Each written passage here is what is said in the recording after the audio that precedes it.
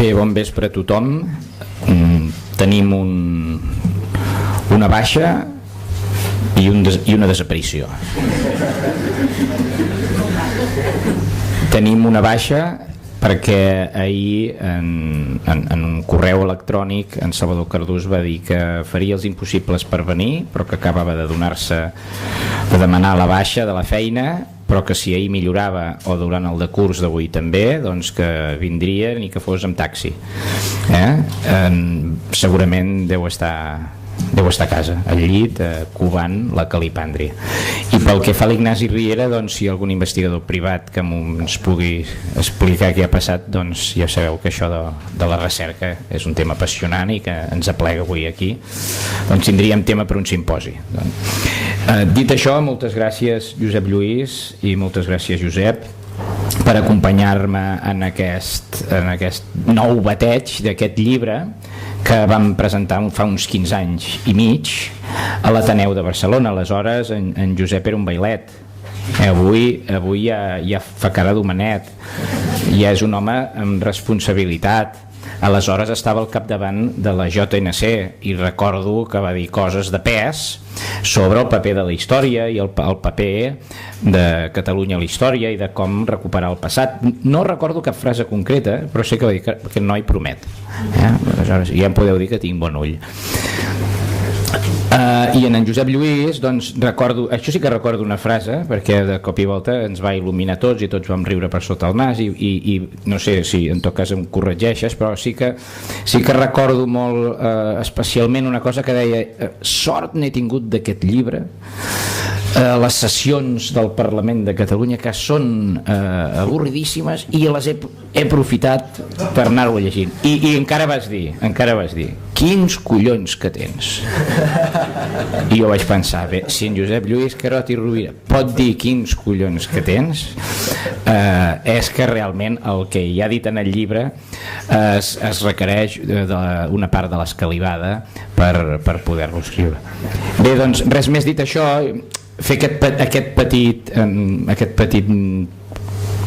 cop d'ull al passat, perquè realment a mi m'hauria fet molta il·lusió tenir aquí al costat també l'Ignasi Riera i en Salvador Cardús, però no ha pogut ser, i hem fet mans i mànigues perquè això realment fos així, i al final resulta que els fets s'imposen a les il·lusions. Doncs bé, gràcies també a vosaltres per ser aquí. No sé si alguns hi éreu i d'altres no fa aquests 15 anys i mig, però si no, benvinguts aquí. Jo estic convençut que no veniu per mi. Ara ho comentàvem, caram, què dones? Jo no dono res, jo penso que és el nostre passat el que convoca, i jo l'únic que faig és una mica de frontissa. Miro el passat i explico aquells aspectes que de vegades no queda gaire bé explicar-los, perquè el discurs dominant de vegades és una mica asfixiant, no? De mica en mica ens hem anat sortint i bé, i gràcies doncs també a vosaltres per ser aquí i per fer possible que la nostra història o aquells aspectes més foscos de la nostra història vagin prenent claror i vagin semblant cada vegada més normals. Bé, no sé si us heu fixat, però avui és 3 d'abril i em direu, i què? Bé, nosaltres no és que tinguéssim aquesta data predeterminada, vam intentar fer la convocatòria una data, no va ser, després una altra, després l'Ignasi Riera aquell cop no podia venir, després això, i al final van dir, mira, hem parlat amb la Casa Mèdica i és 3 d'abril. Doncs resulta que el 3 d'abril és el dia que el senyor Cristòfol Colom va fer l'entrada triomfal a Barcelona després tornar del Nou Món. És una data especial. Per què va tornar a Barcelona en Colom, no? Però sí, podia haver tornat a qualsevol lloc d'Espanya, on només podia haver dit en els Reis: nois, que torno a Sevilla, i com que tots els mariners són d'aquí, no els hi feu la putada de fer travessar Espanya per rebre'ls a Barcelona, que ens agafaran mania. Doncs no, ell travessa tota Espanya a peu, segons les cròniques, i diu, a poc, de tanta gent que sortia pel carrer a rebre'l, i al final entra a Barcelona després de dormir a Sant Jeroni de la Murtra. Diu, que estrany, no? Si venien del sud, fa la volta a Barcelona per dormir a Sant Jeroni de la Murtra, per entrar, unes coses que i de mica en mica vas llegint i t'adones que a la casa on va dormir de prop de Sant Jeroni de la Murtra, que diu que la llegenda diu que hi va dormir, pertanyia els Colom de Barcelona, en Francesc Colom i Bertran, que en va ser el president del 1464 al 66, i després aquesta casa la va deixar en Francesc Colom en el seu germà Joan. I curiosament aquest Joan és el que jo i molts dels que som aquí també diem que és el descobridor d'Amèrica. Doncs és normal que el descobridor d'Amèrica, si era en Joan Colom i Bertran, abans d'entrar a Barcelona dormís a casa seva, no? Si tenia una casa a prop de Sant Jeroni de la Murtra.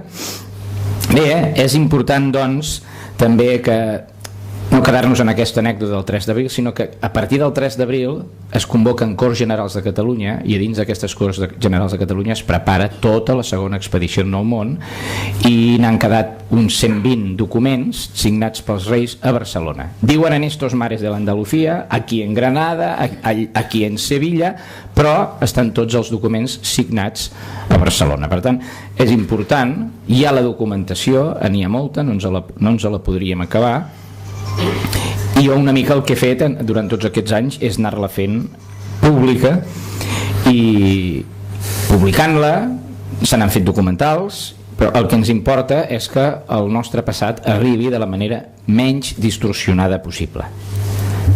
Una següent reflexió s'imposa, si hi ha coses tan evidents, tan ben documentades, amb els gravats corresponents, amb la documentació signada, en els arxius catalans ben guardats, per què no en parlen els nostres historiadors?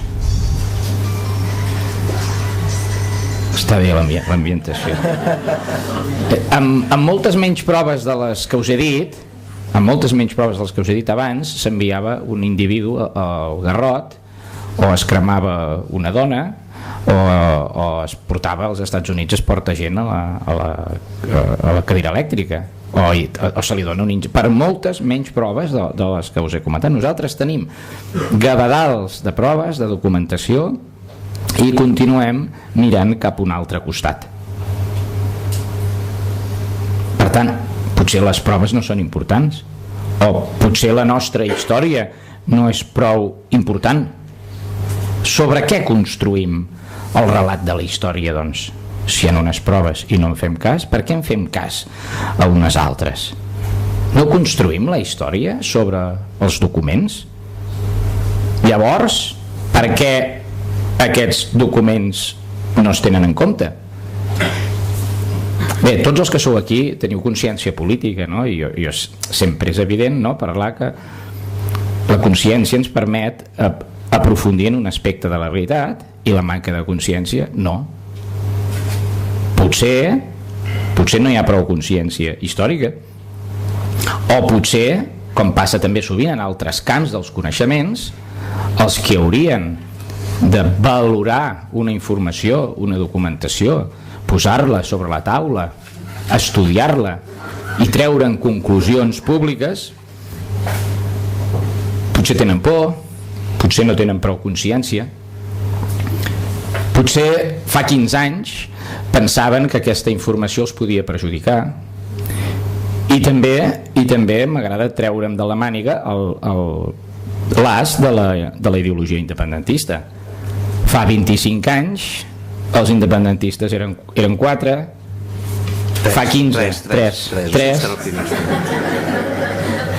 fa 15 ja hi havia un independentisme organitzat, i avui dia, doncs, aquells que se'n reien dels independentistes, avui dia miren de semblar el menys independentistes possibles, i fins i tot els que eren anti-independentistes ara s'han fet de cop i volta faladeristes.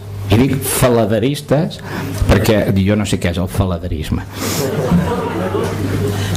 Per tant, ha canviat també la percepció ideològica de l'alliberament nacional, i en teoria la por, aquella por que teníem, el que ens diran, això no es pot dir, això no es pot fer, això no es pot publicar, ha minvat, i majoritàriament hem assumit que sí, que realment que podem aconseguir la llibertat nacional. Això no ha passat amb la història? Jo penso que sí, que de mica en mica, i una mostra sou vosaltres, una mostra és tot el que hem anat fent durant tots aquests anys, no?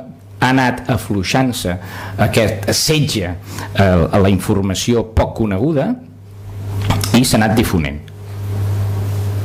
penso que no cal dir que, com en moltes altres coses, a molts dels altres camps, tenim un acte, una mena d'actitud servil al discurs dominant. Passa en moltíssims camps.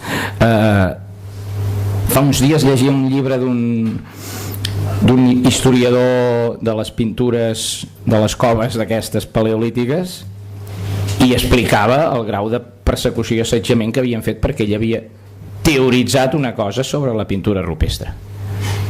I dic, home, mira, veus? No és que m'ataquin a mi per català o per independentista, per parlar d'en Colom, és que forma part de la condició humana que quan apareix una visió diferent de la realitat, el discurs dominant i els seus defensors es belluguen. No volen morir descalços, volen morir amb les botes posades, no? Nosaltres doncs hem fet tot aquest pas, de passar de la nació sotmesa, dels catalans sense consciència històrica, dels historiadors al servei d'un estat, hem anat evolucionant cap a la presa de consciència. I comencem a veure el nostre passat com una part fonamental per comprendre el futur i per trobar arguments com a poble i com a persones. Al començament se'm deia que jo barrejava la història amb la política i que jo barrejava la ideologia amb la història. Bé, jo sempre dic el mateix, un historiador espanyol no s'amaga de ser espanyol per explicar la història d'Espanya i un historiador francès no es camufla d'anglès per explicar aspectes de la història de França, perquè nosaltres ho hem de fer. Si aspirem a la normalitat podem parlar tranquil·lament del que vulguem, fins i tot com si volgués dir que Cervantes tenia 3 braços, no? Fins i tot fem befa, escarni o broma o ironia sobre el passat és lícit des d'una perspectiva normalitat intel·lectual. I a més, és cert, la història té un alt contingut polític. Tots hem vist polítics debatre aspectes i posant-hi argumentació històrica. I com que som catalans, molts de nosaltres ens haurem fixat i haurem recordat això, que si somos un condado de Aragón no tenim dret a decidir, sois un condado de Aragón. No teniu dret a decidir, no sois una nación. No tenim dret a decidir, no som subjecte polític. No teniu dret a decidir, no heu estat ni un regne. No teniu dret a fer res perquè és que ni tan sols éreu una nació. Fins fa 2 dies ens deien que la nostra llengua era un dialecte. Avui dia està legislat i preval la legislació oficial espanyola que el valencià i el català no són la mateixa llengua, ni la mateixa cultura, ni tenim una història comuna. És Catalunya Occitània? Són els occitans catalans? Tenim dret a ser? L'última pregunta. Tenim dret a ser? I sobre què fonamentem aquests drets? Això formaria part d'un autèntic debat polític, però aquest debat no es podria sostenir si no fos sobre una argumentació històrica sòlida, cosa molt difícil perquè, com heu vist, tothom escombra cap a casa. Per poder tenir arguments l'estat espanyol i els estats, el francès entre ells també, per mantenir-nos aquí guardadets en aquesta parcel·la autonòmica actual catalana, han construït una història i la història efectivament es construeix. La història es construeix perquè dongui sentit a les opcions polítiques. Ho fa tothom. Ara llegia un llibre de Miguel Ancho Morado sobre la invenció del passado i té una frase que és per la història, diu: la història serveix per inventar-se la història. I diu, és veritat, però ho diu un gallec i segurament un gallec també amb consciència política. Cap estat modern prescindiria de la seva història. Cap.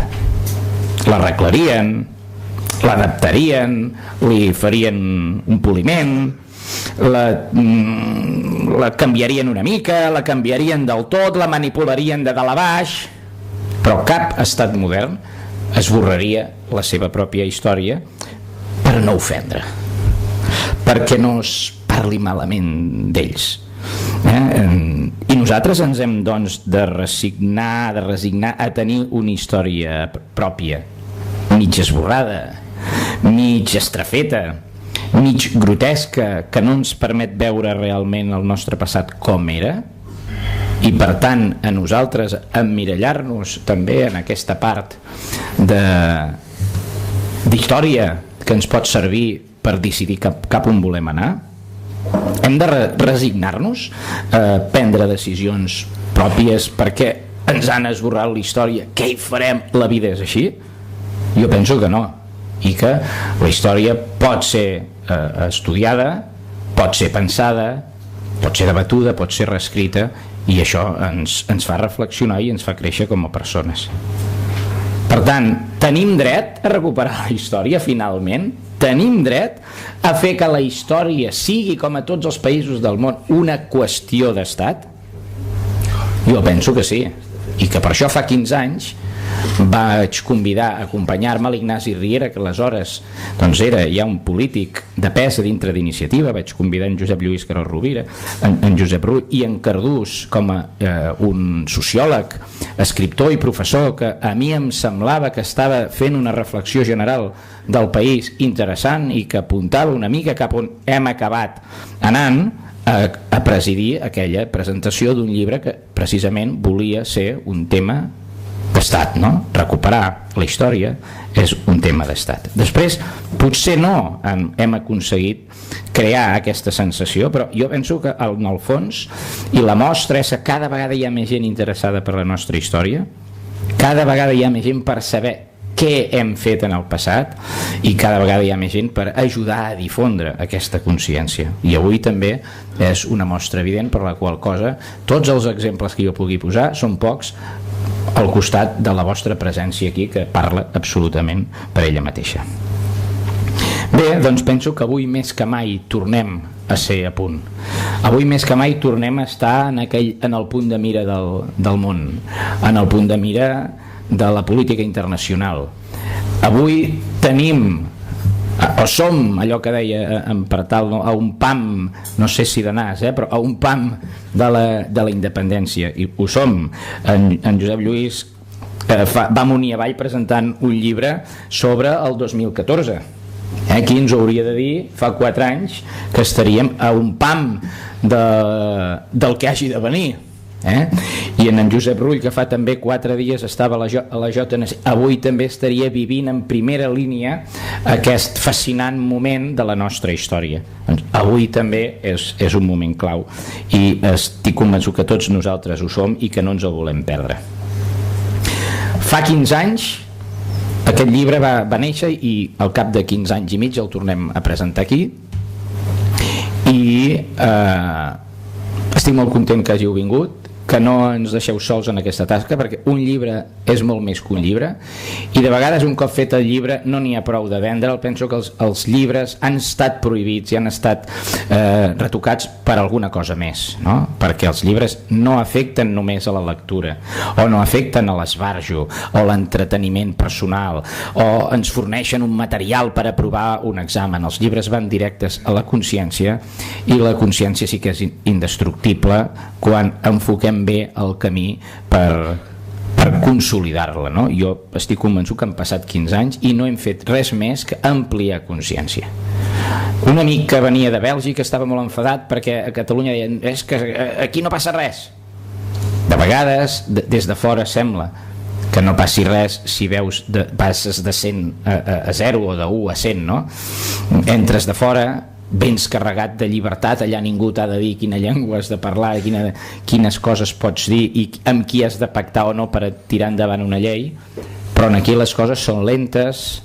A mi també m'ha costat entendre-ho, perquè jo també pensava que quan una evidència és evident això ja n'hi ha prou i s'imposa sola, però veig que no, que calen tota una sèrie de processos. Hi ha els processos dels mitjans audiovisuals, els processos polítics, els processos literaris, però sí que està clar que sense llibres, sense el raonament fixat en alguna cosa, que els antics ja ho feien en ploms i en pedres, per alguna cosa serà també doncs, que la història és tan important i ens convoca. Dic que el llibre ja ha sortit, i ara la tasca, com de costum, és que nosaltres ho difonguem, ho fem córrer, perquè en el fons la història no és el llibre en si, ni és una assignatura ni una enciclopèdia. La història som nosaltres. Sense nosaltres no hi hauria història, hi hauria geografia, hi hauria geologia, hi hauria fauna, flora, però la història no, la història la fem nosaltres, i de la mateixa manera que podem mirar endarrere 15 anys i veure la història que hem fet, la història que hem construït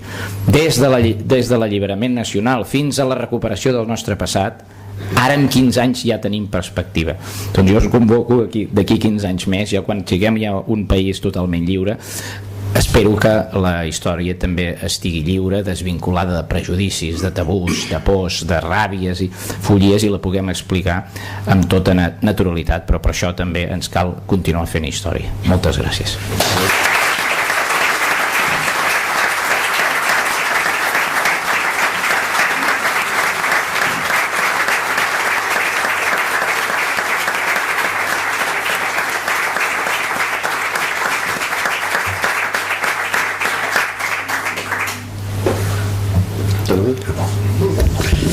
Bé, bona nit. Jo deia abans allò de 3 independentistes simplement perquè recordava que l'any 91 no és pas tan lluny.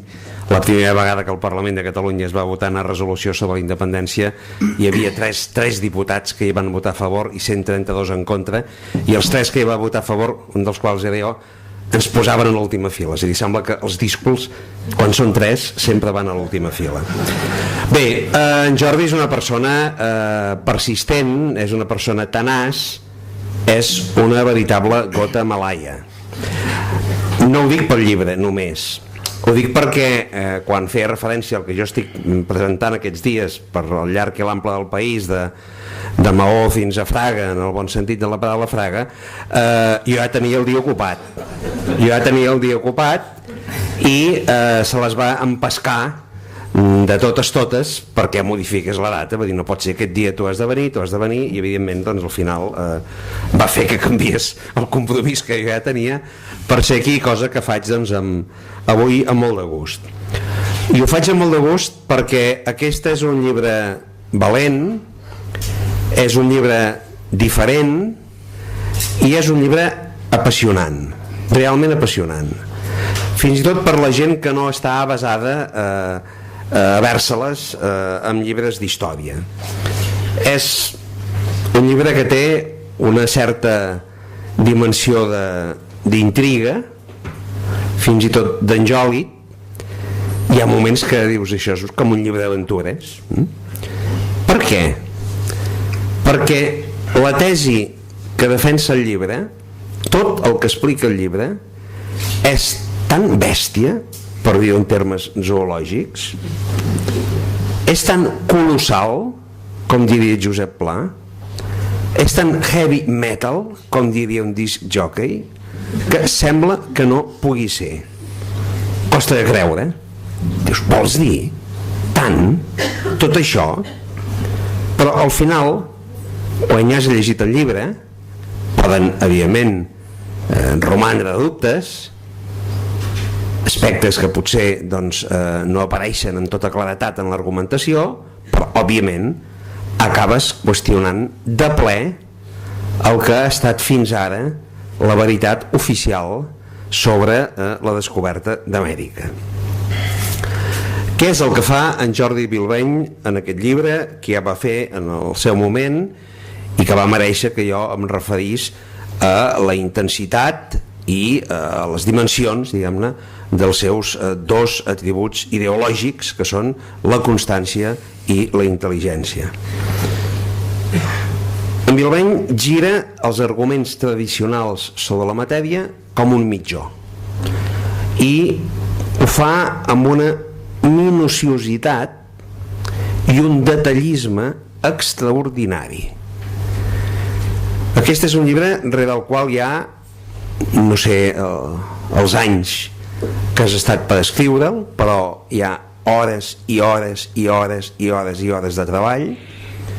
Parla amb una familiaritat absoluta de noms i de cognoms i de dates, perquè domina el tema com ningú. Realment, els que no coneixíem la tesi que defensa en Bilbeny i de la qual doncs a poc ens ha anat fent còmplices, sorprèn la magnitud de l'operació. I efectivament torno a la referència zoològica. És molt bèstia això que s'explica en el llibre. És molt bèstia perquè esborra tot rastre, per minúscul que sigui, de la catalanitat en la descoberta d'Amèrica. Des de la mateixa identitat nacional, des del mateix origen del descobridor, fins a tics i trets lingüístics que ell va descobrint i assenyalant, fins a detalls de flora, de fauna, de paisatge. Tot això és esborrat. Qualsevol cosa que fa tuf de català immediatament hi actua el Tribunal Constitucional del segle XV, i si no, la Conferència Episcopal. El mateix nom del país desapareix, tota la simbologia, l'heràldica, les banderes, els panons, els símbols, se'n disfressen els colors, tant de la bandera del país com de la bandera del govern, la creu de Sant Jordi. Es modifiquen i s'esborra tot rastre de catalanitat en els noms, en els cognoms. S'arriba a intervenir fins i tot en la grafia de determinades paraules, i ell demostra justament doncs, com tot és un muntatge.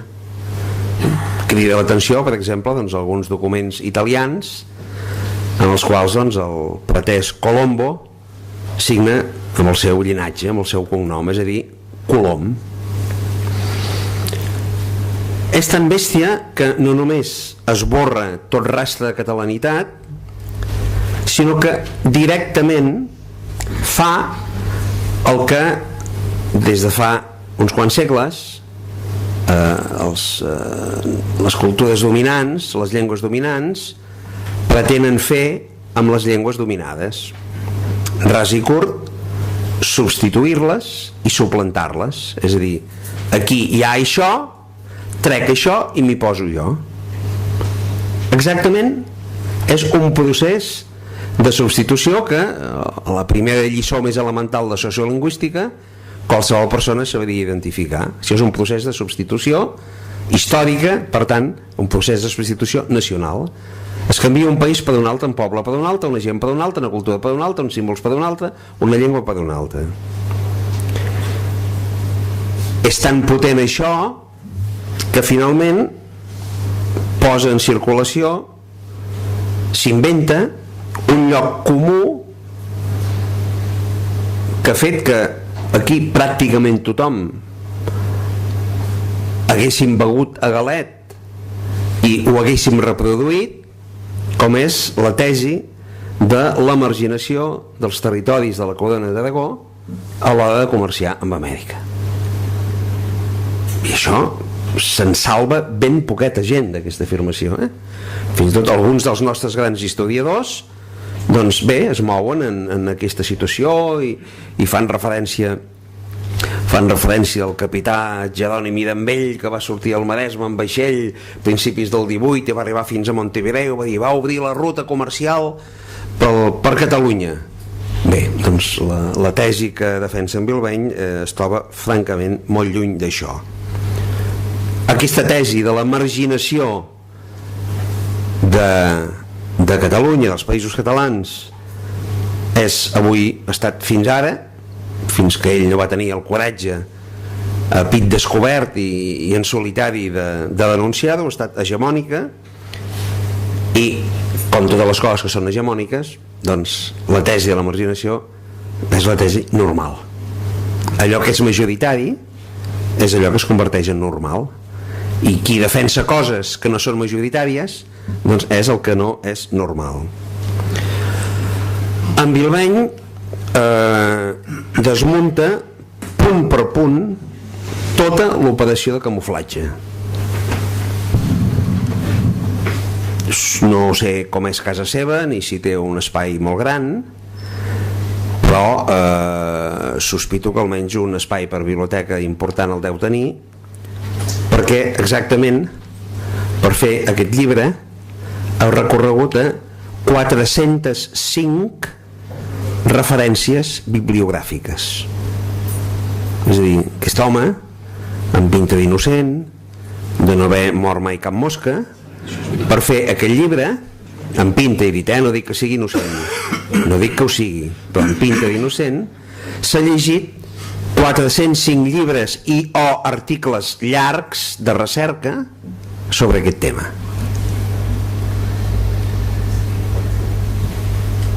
Per tant, si ha passat tot això que ell afirma,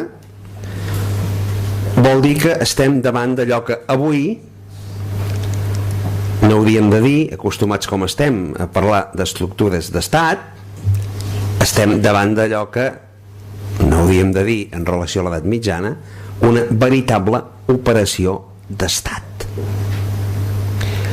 I jo us he de confessar que això és el que em crida més l'atenció.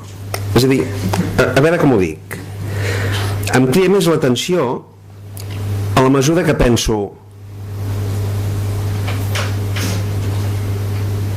qui ho ha parit això, és a dir, qui ho va fer això. Això no és una tarda d'aquestes doncs, que el rei no sap què fer i s'avorreix i diu, podíem fer això. No, això és una operació d'estat que està perfectament dissenyada, en la qual intervenen doncs, des d'impressors fins a escriptors, fins a historiadors, fins a gent que fa les il·luminacions i retoca les il·lustracions que apareixen en els diferents textos i en els llibres, etc etc. Es modifiquen amb tota impunitat doncs frases o afirmacions que s'han fet en una direcció es transformen a l'instant en una altra. Això no s'improvisa.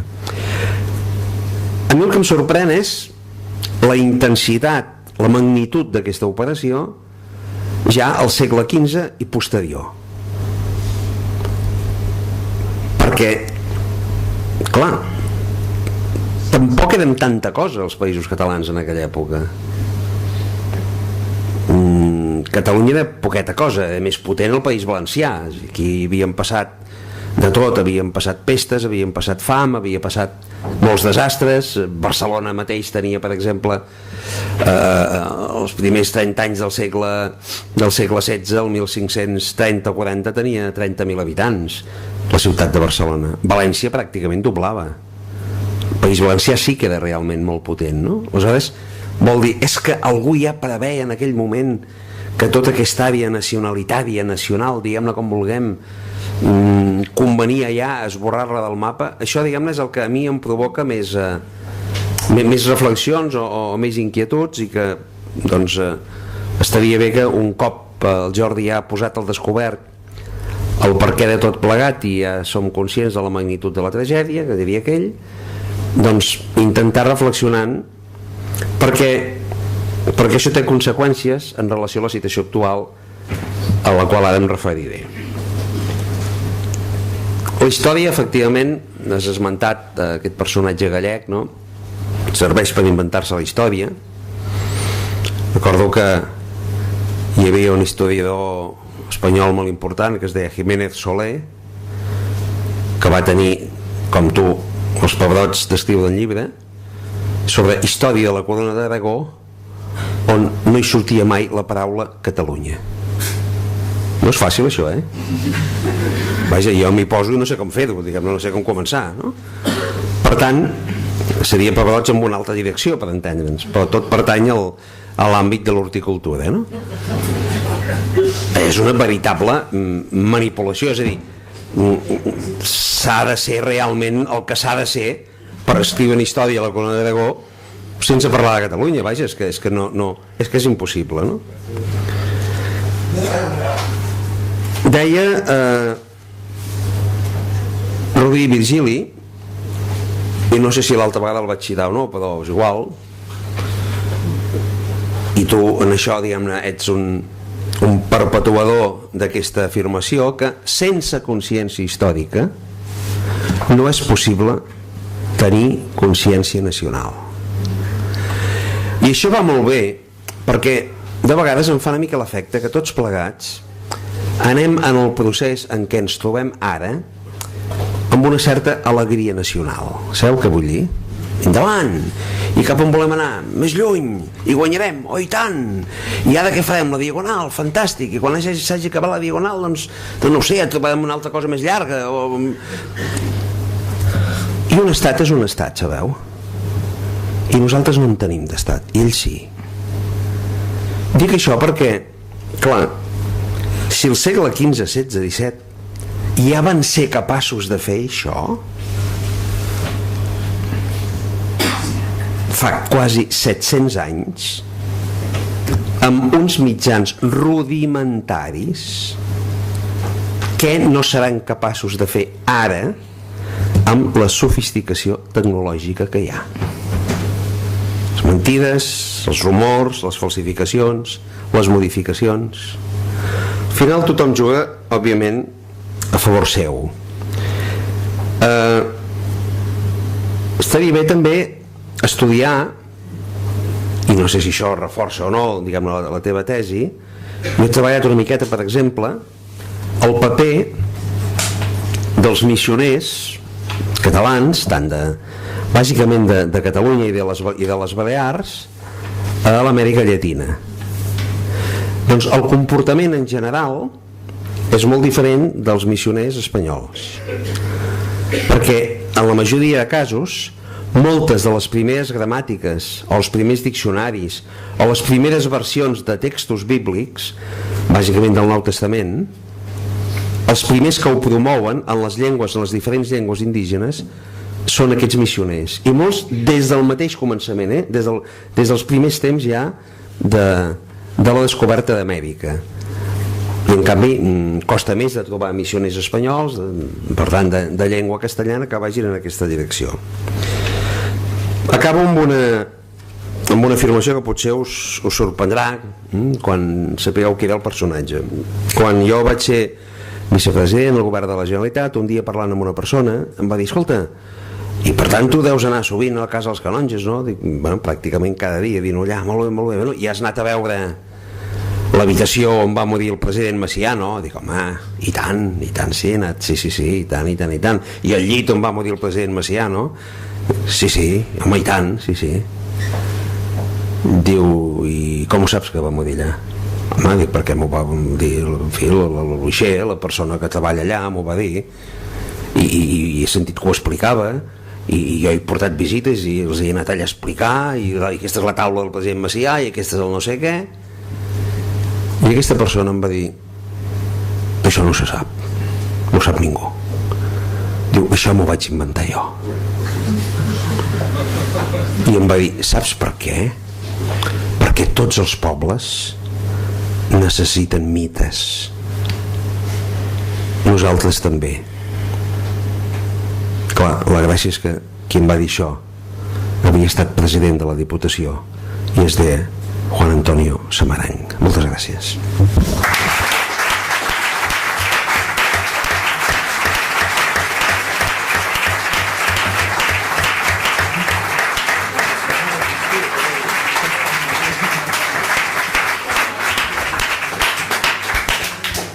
Molt bé, moltes gràcies Jordi per haver-me convidat una altra vegada a participar d'aquesta presentació coral del llibre. Parlar després en Josep Lluís Carot Rovira, diguem-ne, sempre és un problema, i en aquest cas un problema afegit, però és un plaer de poder-lo escoltar amb ell i evidentment en el Jordi. En relació a aquest llibre que ell presenta, i a mi el que m'agradaria és recordar aquí, ara fa 16 anys que vaig conèixer aquest personatge, i subratllo la idea personatge. En quins termes el vaig conèixer? Ve i em diu: escolta, sóc en Jordi Bilbeny, en majúscula, et vull conèixer. Entre altres coses, jo treballo en l'àmbit penitenciari, fent de professor a determinades presons, però a més d'això, jo sóc historiador i he fet un treball sobre la descoberta catalana d'Amèrica, i sobre la catalanitat de Cristòfor Colom. Això en sap, molt bé, doncs bé, fantàstic. El conec, el veig i em comença a explicar tot un seguit d'elements que et frapen i diu, està molt bé, però la primera reacció que tens és d'una incredulitat majúscula davant d'això, davant d'aquests elements. Diu, bueno, ja tenim allò, un lliure pensador, algú que et ve aquí, et dona 4 titulars, està molt bé, però això no té cap mena de base. La primera, i jo m'acuso, la primera sensació que vaig tenir quan el vaig escoltar per primera vegada és: això no pot ser de cap de les maneres, aquella actitud d'incredulitat militant, oberta, manifesta, fins que et deixa el llibre, aquest llibre que avui tornem a presentar una altra vegada. I en el moment que et comences a llegir el llibre, clar, comença a haver-hi primer una presumpció de versemblança respecte al que hi ha, respecte al que s'afirma, respecte al que suggereix.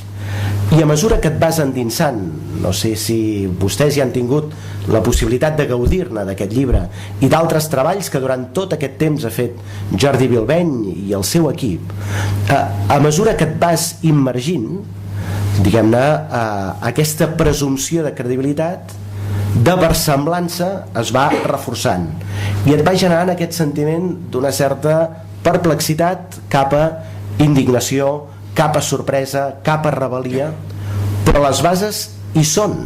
No és un punt concret, un element singular sobre la catalanitat o no de Cristòfor Colom. Quan capítol rere capítol no només hi ha un relat, sinó que hi ha proves que sostenen aquest relat, aleshores és impossible romandre'n indiferent. És una gran sacsejada que et passa de la incredulitat militant a aquesta presumpció de versemblança a la necessitat de poder llegir més coses de Bilbeny, poder comparar, poder contrastar exactament el que hi ha.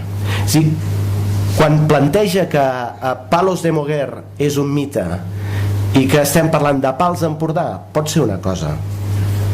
Quan es parla de, diguem-ne, la transformació dels símbols, d'aquella creu verda que teòricament és la que planten i que no hi ha cap símbol que, ni a Castella, ni a Aragó, ni enlloc que faci referència a una creu verda, que simplement és la manipulació de la creu vermella de Sant Jordi. Quan es parla del paper que van tenir els Pinzón, quan es parla de les hortes castellanes, un element sorprenent de dir aquesta Castella que el mes de maig, les nits del mes de maig són càlides, són templades, que no hi fa fred mai i que tot està ple de... Quan veus això, que és del tot impossible perquè s'ha alterat, és un element més. Com ha començat Jordi Bilbeny avui explicant, diguem-ne, que venen d'Andalusia fins a Barcelona i creuen en tan poc temps tot aquest espai en el segle XV. Un altre element, Sant Jeroni de la Murtra, un altre element, aquí veig una barretina, un altre element, com podia ser que aquells primers camperols que hi havia treballant a Amèrica portessin barretina quan a Castella, que teòricament era una aventura castellana, ningú no en portava ni n'havia portat mai. I després el moment més frapant és quan veus els gravats amb les caravel·les, amb els vaixells, amb les expedicions, amb la bandera catalana, independentment del nombre de pals, i després veus que aquell mateix gravat ha quedat alterat i apareix de manera atzarosa, sorprenent, la bandera de Castella. Aquestes són totes les qüestions que t'obliguen a no romandre indiferent. I per tant, per aquells de vostès que encara no s'hagin llegit el llibre, sobretot facin-ho i es aniran endinsant en tot aquest procés que és extraordinari. Perquè nosaltres ens havien dit que com a poble vençut, com a poble que va perdre, més que vençut, permeti'm que corregeixi, un poble que va perdre la guerra però que mai no s'ha considerat vençuts, mai no ens n'hem considerat. Ens havien dit que aquells que van guanyar aquesta guerra o aquestes guerres ens havien impedit de conèixer la nostra pròpia història, però que la història hi era, simplement ens l'havien, diguem-ne, ocultada, ens havien impedit que nosaltres mateixos poguéssim accedir a la nostra pròpia història. Com a diputat al Parlament de Catalunya, una de les coses que m'agrada més de fer és obrir de bat a bat les portes del Parlament de Catalunya i explicar a molts ciutadans que venen a veure el Palau del Parlament la història del mateix edifici del Palau del Parlament, de la Ciutadella. Malauradament hi ha molt poca gent que és conscient de quin és l'origen de l'edifici del Parlament de Catalunya, que l'edifici del Parlament de Catalunya havia estat el polvorí de la Ciutadella que Felip V va construir per abatre, diguem-ne, la ciutat de Barcelona, per tenir-la controlada des del Pla, des de la Ciutadella i des del Castell de Montjuïc. Molt poca gent, perquè ens ho havien negat. Recordo Josep Lluís, potser te'n deus recordar tu, d'un uixer molt gran del Parlament, ja està jubilat, que ell havia treballat abans en el museu. Saben que, diguem-ne, l'edifici del Parlament, el Palau del Parlament, és primer museu d'art, primer inicialment havia de ser Palau Reial, després hi ha tot un seguit de lucubracions de per què la reina Maria Cristina no l'accepta. Després passa a ser museu. El president Macià, amb un gest extraordinari, decideix que allò que va ser inicialment concebut per abatre les llibertats a Catalunya sigui el símbol de la llibertat de Catalunya, que és convertir aquell antic arsenal de la Ciutadella en el símbol de la llibertat del poble, un instrument de força que és un polvorí amb un instrument de paraula que és un Parlament, i en el discurs inaugural que fa Macià ho recorda, i després torna a ser caserna militar i torna un altre cop a ser museu. Doncs aquest uixer que havia estat treballant en el museu deia: nosaltres no sabíem nosaltres que hi treballàvem aquí, que en el cor d'aquell edifici hi havia l'hemicicle, que estava amb 10 envans, 10 murs que n'impedien l'accés. Nosaltres no ho sabíem, és a dir, vam estar molts anys treballant aquí i no érem conscients, i tanmateix saben que els mobles de dins l'actual hemicicle en molt bona mesura són els mateixos. Una cosa sorprenent, com els franquistes no van profanar l'hemicicle, sinó que el van, que és molt bèstia, d'agafar una cambra de llibertat, de democràcia, i tapiar-la durant. Ens havíem cregut que el que havíem fet és impedir que nosaltres poguéssim accedir a la nostra pròpia història. Ens havíem cregut això. Ens havíem cregut que ens havien impedit de conèixer totes aquelles actuacions adreçades a residualitzar-nos i a fer perdre la nostra pròpia identitat nacional. Ens havíem pensat que el màxim que havíem fet era això, que això ja és molt brutal des d'aquesta perspectiva, amb tots aquests elements de atacar els símbols, atacar la llengua, atacar la identitat, atacar el mateix territori. Enguany fa 100 anys de la Mancomunitat de Catalunya.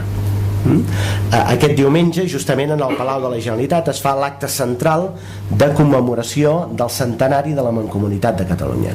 Quan es crea la Mancomunitat, Catalunya torna a recuperar una concepció en termes polítics. Des de 1833 fins l'any 1914 nosaltres desapareixem com a concepte Catalunya i passem a ser Lleida, Girona, Tarragona, Barcelona. Algú m'havia explicat, Jordi, no sé si és versemblant o no, però vaig trobar sorprenent, em sembla que era Josep Guia, que deien que anys abans de 1833, en el trienni liberal, del 20 al 23, s'havia pretès dividir Catalunya en 4 províncies, que eren Girona, Lleida, Tarragona i Catalunya, i passaven a denominar Catalunya només l'àmbit estricte de la província de Barcelona.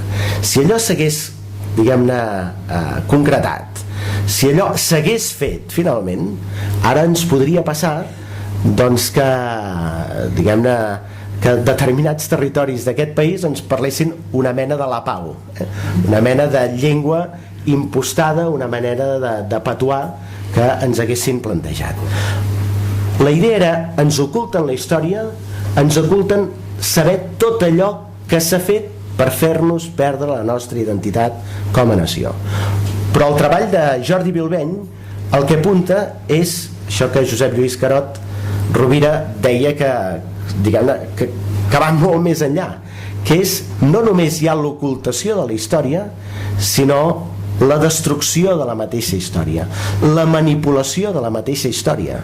Aquella idea de quan nosaltres tinguem els propis instruments podrem explicar a la gent allò que va passar i podrem abraçar-nos amb una historiografia oficial, però al capdavall que ens expliqui allò que realment va passar. I ara sabem que no, ara sabem que aquesta pretesa historiografia oficial en molts aspectes hi ha una presumpció que ha estat severament modificada, severament alterada. I per tant jo crec que hi ha un imperatiu davant dels treballs de Jordi Bilbeny, que és aprofundir-hi, que és no romandre indiferent, no en podem romandre indiferents, i el que hem de veure és, diguem-ne, com acull l'àmbit científic justament aquest treball. Insisteixo que no és un tema puntual, Josep Lluís Carot Rovira ho explicava, hi ha una bibliografia molt extensa, molt sistemàtica, molt rigorosa, que ens interpel·la a fer alguna cosa, i aquesta és una mica la sacsejada que suposa aquest llibre. Sobre el tema de la cultura d'estat, és veritat, nosaltres no tenim aquesta cultura d'estat perquè fa massa anys, massa segles que no en som d'estat. Jo recordo, amb la meva condició de secretari d'organització del partit, vam tenir algunes dificultats d'assetjament, d'atac a locals nostres, de Convergència Democràtica, i vam demanar una reunió amb un alt càrrec del Departament d'Interior i vam començar a parlar d'elements de seguretat, però també vam acabar parlant de com et poden acabar controlant el teu telèfon mòbil, el teu correu electrònic o el que fos de la teva pròpia intimitat, i la gent va fer una rialleta volent dir no serà tant. Jo recordo aquell alt responsable del Departament d'Interior, que no era el conseller, que ens va fer una reflexió molt contundent. Va dir: rieu perquè no teniu cultura d'estat. Si en tinguéssiu sabríeu què està disposat a fer un estat per garantir la seva integritat territorial. Aquest és, diguem-ne, l'element clau contundent que se'ns va traslladar. I amb això el que veiem és que presumptament, jo crec que és una presumpció que cada vegada queda més acreditada, però presumptament tenim elements que diuen que també en aquest àmbit, en l'àmbit de reescriure la història, doncs hi ha hagut, diguem-ne, una actuació molt contundent per part de l'Estat. Per última qüestió que voldria plantejar, a tom del pròleg que Salvador Cardús, la pega és que ell no hi sigui avui, també estic molt encostipat, això de Terrassa es veu que genera allò dificultats. El seu pròleg, que és molt interessant, que també us recomano que us el llegiu, fa una última apel·lació, que en la mesura que no hi és ell, permeteu-me que manllevi les seves reflexions, de dir quina és l'actitud, quina serà la nostra actitud en el moment que ens adonem que això pugui ser veritat. És a dir, nosaltres, des de Catalunya, des de la catalanitat, quan apareix aquest element nou, com tendim a reaccionar? Tendim a reaccionar amb comoditat, tenim a reaccionar sobretot a l'entorn del que ha estat tota la conquesta d'Amèrica, com reaccionem nosaltres mateixos, i el pitjor que ens podria passar és que davant d'això ens fes a nosaltres mateixos mandra creure que això pot ser veritat. Aquest seria, diguem-ne, la pitjor de les actituds que podríem tenir amb nosaltres mateixos, és a dir, que ja ens va bé allò que hagi pogut passar en relació a la destrucció de la nostra pròpia història, que això en cap dels casos no és atzarós. Hi ha una voluntat política molt clara, molt evident, que es pot haver concretat al llarg dels segles. Per tant, conclusió, ens interpel·la a fer alguna cosa, a sacsejar les nostres pròpies consciències i sobretot a continuar aquest treball d'un extraordinari rigor científic. Jo em mirava què vaig dir ara fa 15 o 16 anys i acabava amb una cita de Joan Maragall, que Joan Maragall instava a demanar l'impossible per aconseguir el possible. Fèiem una metàfora en relació a la Lluna, però hi ha la part central que diu quina és l'actitud d'aquells que plantegen coses noves i com es tendeix a reaccionar. Ell, diguem-ne, feia una acusació en aquells que eren els profetes d'allò possible, de creure que això no cal ni que diguem-ne, ens hi posem perquè és impossible. És impossible la independència de Catalunya, és impossible que això que Jordi Bilbeny diu sigui real, és impossible que aquest poble tingui capacitat de fer aquest pas endavant i d'aguantar, és impossible, és impossible, és impossible. I ell deia el següent, deia, al principi la gent se'n riurà de vosaltres, la gent d'ulls tèrbols i boca espessa, la gent dels cercats tabernacles, la gent de la malesa o la feblura se'n riurà de vosaltres, la gent de lo possible es riurà de vosaltres. Però quin riure? Un riure trist, un riure buit, un riure impotent. I mentrestant, allò que ara sembla impossible acabarà esdevenint possible. I mentrestant, allò que avui veiem inabastable acabarà sent perfectament al nostre abast. Aquest és una mica el sentit del treball que fa Jordi Bilbeny. Jo et vull felicitar una altra vegada per reeditar això i a tots vostès convidar-los a que s'immergeixin, es submergeixin en aquest llibre i en gaudeixin tant com n'hem gaudit molts. Moltíssimes gràcies.